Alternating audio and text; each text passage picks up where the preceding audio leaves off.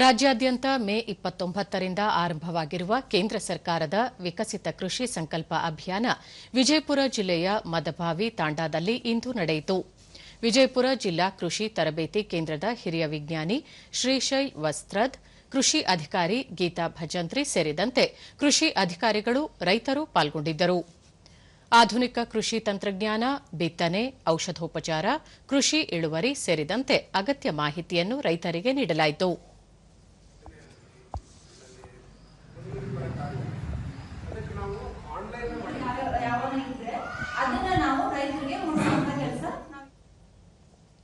ದೂರದರ್ಶನದೊಂದಿಗೆ ರೈತ ದಿಲೀಪ್ ಮಣ್ಣಿನ ಫಲವತ್ತತೆಗೆ ಅನುಗುಣವಾಗಿ ಬೆಳೆಯಬಹುದಾದ ಬೆಳೆ ಇಳುವರಿ ಹಾಗೂ ತೊಗರಿ ಬೆಳೆಗಾರರು ಎದುರಿಸುತ್ತಿರುವ ಸಮಸ್ಯೆಗಳ ಕುರಿತು ಕೃಷಿ ವಿಜ್ಞಾನಿಗಳಿಂದ ಹೆಚ್ಚಿನ ಮಾಹಿತಿ ದೊರೆಯಿತು ಎಂದರು.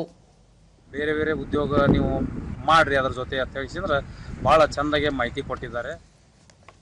ಗೀತಾ ಭಜಂತ್ರಿ, ಈ ಭಾಗದ ರೈತರು ಮುಂಗಾರು ಹಂಗಾಮಿಗೆ ಈರುಳ್ಳಿ ಮತ್ತು ತೊಗರಿ ಬೆಳೆ ಬೆಳೆಯಲಿದ್ದು, ಅದನ್ನು ಹವಾಮಾನಕ್ಕೆ ತಕ್ಕಂತೆ 2 ಬೆಳೆ ಬೆಳೆಯುವ ಕುರಿತು ಮಾಹಿತಿ ನೀಡಲಾಗಿದೆ ಎಂದರು. ಅಂದ್ರೆ ಒಂದೇ ತೊಗರಿ ಬೆಳೆ ಬೆಳಿಬಾರ್ದು, ಅಲ್ಟರ್ನೇಟ್ ಕ್ರಾಪ್ ತಗೋಬೇಕು, ಮತ್ತೆ ಬೀಜೋಪಚಾರ ಮಾಡಬೇಕು ಅಂತ ನಾವು ರೈತರಿಗೆ ಮನವರಿಕೆ ಮಾಡಿ ತಿಳಿಸಿದೆವು. ಶ್ರೀಶೈಲ್ ವಸ್ತ್ರದ್, ದಾಳಿಂಬೆ, ನಿಂಬೆ, ತೊಗರಿ ಸೇರಿದಂತೆ ಈ ಭಾಗದ ಬೆಳೆಗಳ ಕುರಿತು ರೈತರು ಎದುರಿಸುತ್ತಿರುವ ಸಮಸ್ಯೆಗಳನ್ನು ಪರಿಹರಿಸಿ ಉತ್ತಮ ಇಳುವರಿ ಪಡೆಯುವ ಕುರಿತು ರೈತರಿಗೆ ಮಾಹಿತಿ ನೀಡಲಾಯಿತು ಎಂದರು.